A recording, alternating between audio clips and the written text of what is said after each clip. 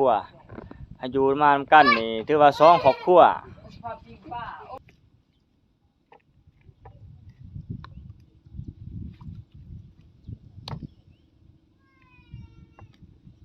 สมัยตะกี้คันไผมีตัวนี้นี่ก็ถือว่าโอเคแล้วสุดยอดแล้ว10ปลายกว่าปีแล้วพี่น้อง14 15ปีแล้วยังเสียงยังอ่องตองอยู่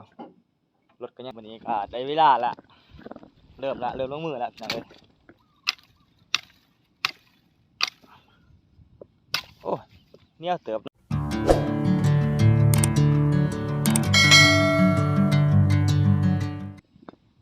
เอาสบายดีพี่น้องสบายดีตอนสีแรงๆพี่น้องเอ้ยมื้อเช้านี้ได้เก็บเครื่องออกมาหน้าพี่น้องเพราะว่ามื้ออื่นเฮาสิเริ่มลงมือเลยไถนาลงมือไถนาลกหลักลกกาดำนาพี่น้องกากำลังพ่วงยาวได้อยู่ประมาณ20ปลายวันกาเฮาในตอนนี้ทางลุงเพิ่นก็กำลังกู้น้ำมาจับเดี๋ยวสิไปตีลงน้ำเลยเปลือกตีอันนั้นออกให้กู้น้ำมาจับหน่อยตีไปก่อนหน่อยตัวเนาะ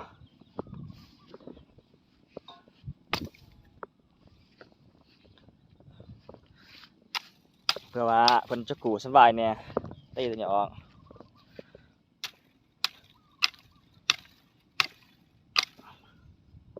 โอ้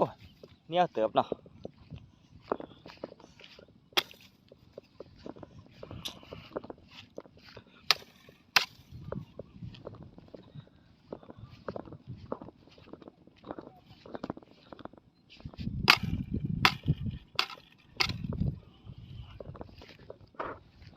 กาวันนี้นี่จะเป็นกาข้าวเจ้าพี่น้องเอ้ยพุ่นเบื้องแปะเทียงนามันข้าวเหนียวข้าวจะใช้3ชนิดประเภทข้าวนี่มันมีข้าวเหนียวข้าวเจ้าที่ว่าเราจะใส่ว่า3ชนิดนี่มันข้าวมีข้าวแดงข้าวแดงแล้วก็ข้าวทาสโนแล้วก็ข้าวเจ้าเป็น3ประเภทพี่น้องเอ้ยนี่ซุปนี้คือสิเป็นกากข้าวเจ้าแม่นแต่ว่ากากข้าวเจ้าได้ซั่นนี่เนาะกากข้าวเจ้าพี่น้องเอ้ยถือว่าได้อยู่ประมาณ3 ปลายวันแต่เฮาตกกามาคือว่ามื้อนี้ก็ได้เวลาแล้ว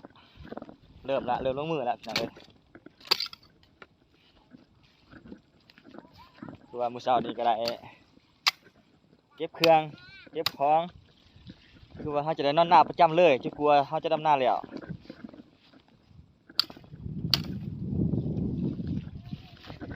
สิให้เป็นเวลานี่ก็ประมาณห่วยโดนเติบแล้วพี่น้องประมาณอยู่10 ปลายวันพุ่นเด้ถ้าว่าบ่ได้จ้างคนงานดำเถียงนาท่านั้นเถียงนานั้น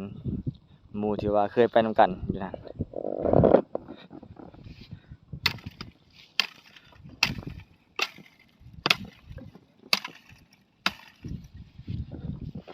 ตีตัดตอกออก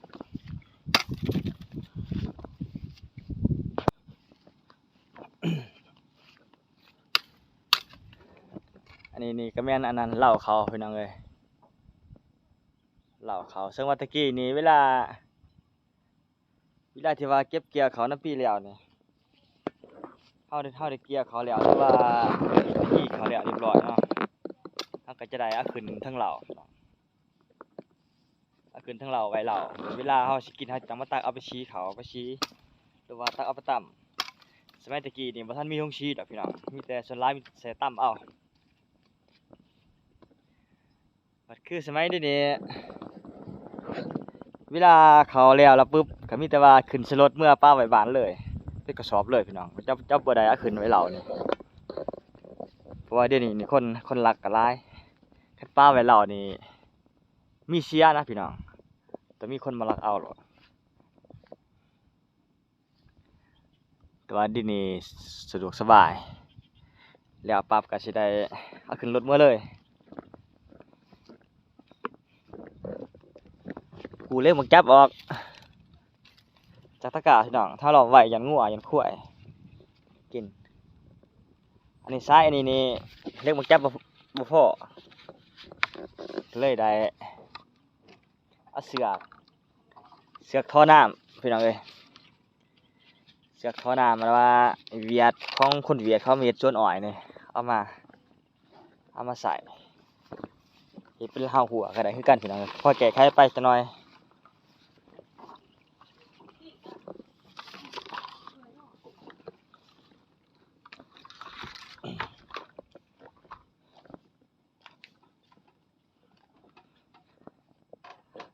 ตอนนี้ก็เวลาประมาณ3 โมง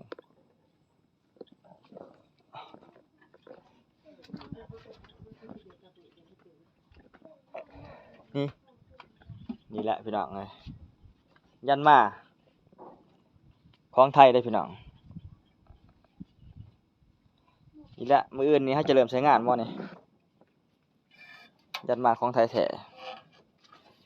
ใส่ดีใส่ทนพี่น้องเลย10 ปลายกว่าปีแล้วพี่น้อง14 15 ปีแล้วยังเสียงยังอังตองอยู่รถก็ยังงามอยู่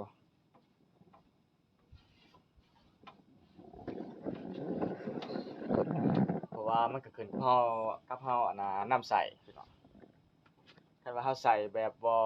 รักษานี่ก็สิเฟไว้คือกันอันนี้เฮาใส่น้ำมันเครื่องครับเปลี่ยนทุกปีเลยน้ำมันเครื่องเวลาเฮาสิลงหน้าเวลาสิเฮ็ดเวียกแต่เวลาไถแล้วช่างแล้วเฮาก็ได้ล้างน้ำออกล้างน้ำเอาดินออกหมดนี่ตายังใสงามอยู่เกียร์นี่เป็นเกียร์น่ะกาน่ะมาบินพี่น้องเอ้ยกามาบินสุดยอดเลยเกียร์ตัวนี้แฮงดีเด้แต่ว่าจักรนี่เป็นจักรอัน8/5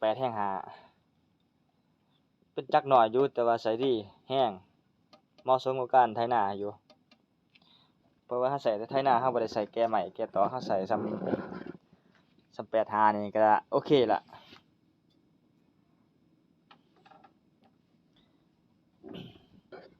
ไปให้สิเป่าเร็วจับอุ้ยโอ้มีปลาด้วยนี่โอ้พี่น้องมีปลาด้วยนี่ต้องว่าปลายังประมาณปลาเค็งนี่แหละนี่ไทยเนี่ยก็กาไอ้ช่างดอกบัวดาวดอกบัวดาวพี่น้องไงนี่พี่น้อง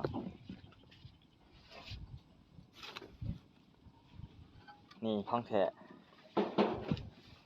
อันนี้คือสมัยตะกี้เนี่ยสมัยตะกี้นี่เขาจะใส่ตัวนี้ปั่นเขานี่เวลาเขามัดเขามาแล้วนะเขาเหยียบเอาตัวนี้ปั่นเลยเขามันจะผงออกเลยคือว่าแต่ว่าที่นี่เขาบ่ค่อยจะใส่ดอกพี่น้องเลยเขาจะใส่แค่นอกๆพุ่น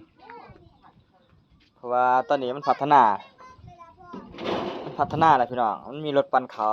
มีรถนวดเขาแล้วพี่น้องเลยสมัยตะกี้คันไฟมีตัวนี้นี่ก็ถือว่าโอเคละสุดยอดละ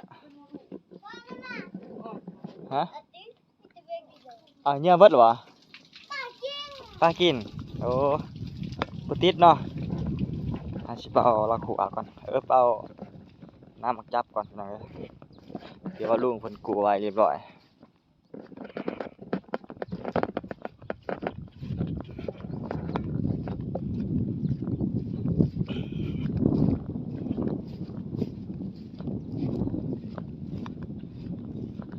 ตัวนี้เกาะหน่อยจะเอาไปเมียนกันเฮาบ่กู้มันสิบ่สะดวกสบายในการโลกาหรือว่าไถนา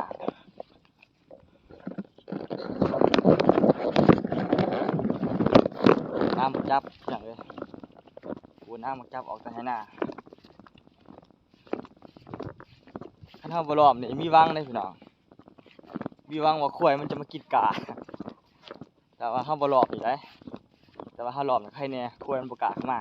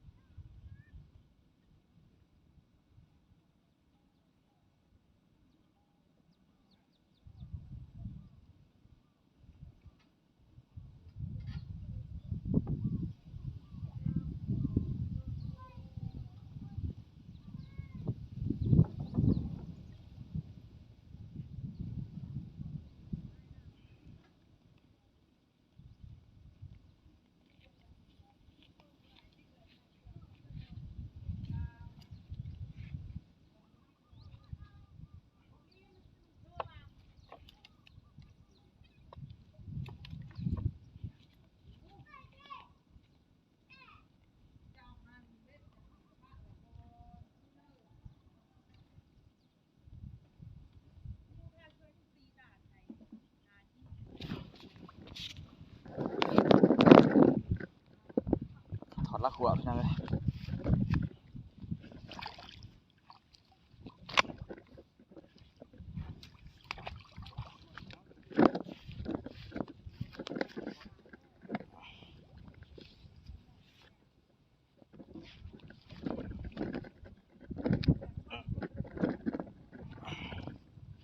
ลักขัวถ้าว่าใส่ลักขัวนี่ก็บ่ได้ขัวจะเขามากินกะพี่น้องเลย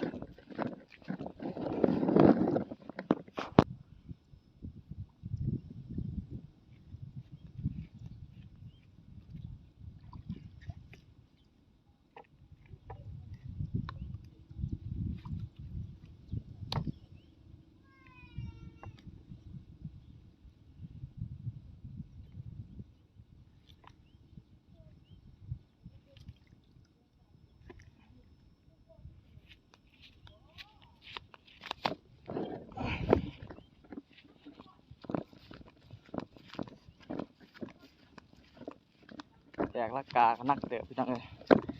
เจ็บเบิดบ่า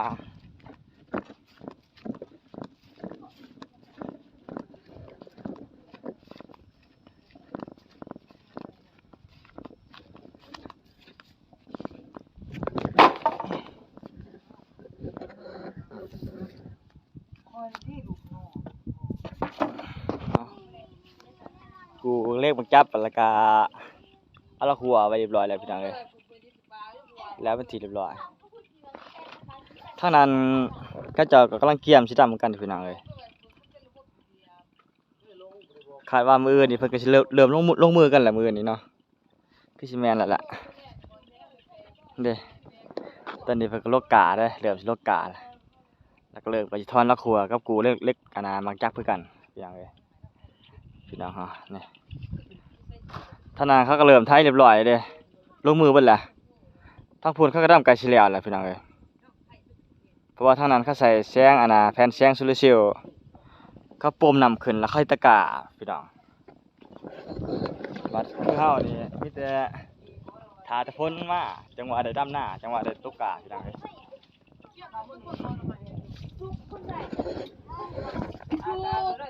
อันนี้ก็แม่นอันน่ะครอบครัวให้อยู่มานำกันนี่ถือว่า2ครอบครัวถือว่า2ครอบครัวเฮาอยู่ตรงกลางแล้วก็มีเอื้อยเมียแล้วก็พี่เคยแล้วก็ลูก2คน3คนถือว่า2ครอบครัว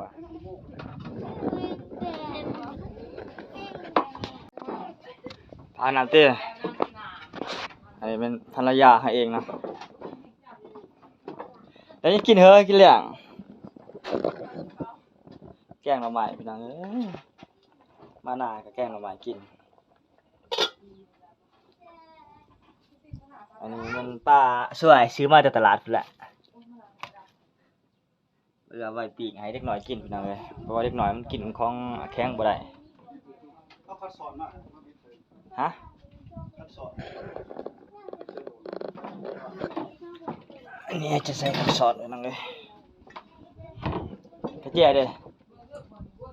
ถือใส่กระเจี๊ยบแล้ว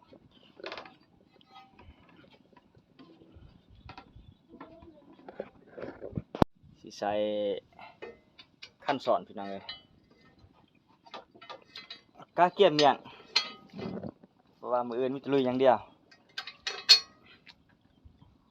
คันบ่ใส่ขั้นสอนเนี่ยมันกับประจำคัทเทน่าได้พี่น้อง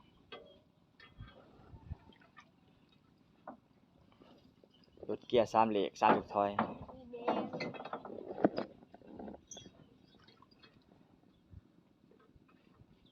น็อตมันเกี่ยวจากว่านนั่นแหละนะเกี่ยวมันโดนลายล่ะ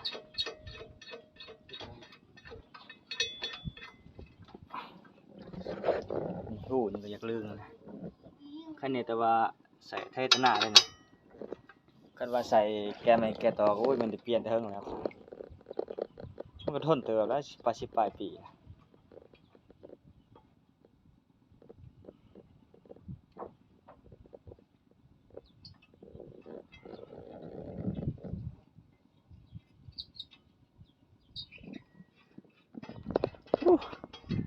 ทางนั้นไทยขนาดพี่น้องเอ้ยเขาสิจ่างมันจะได้ห้ามสิจ่างมันจะโดนเอากินเอา บางทีไปสิจ้างคนงานเขายางเขาดำจนเคี้ยวแหละพี่น้องเฮากำลังพบสิเริ่มลงมือ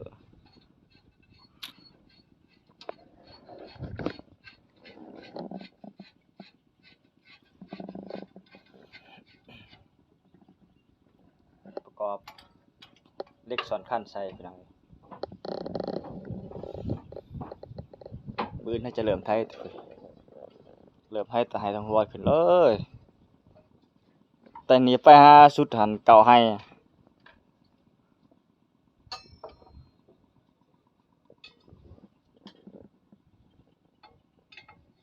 เก่าให้นี่ก็สมควรจะได้ใช้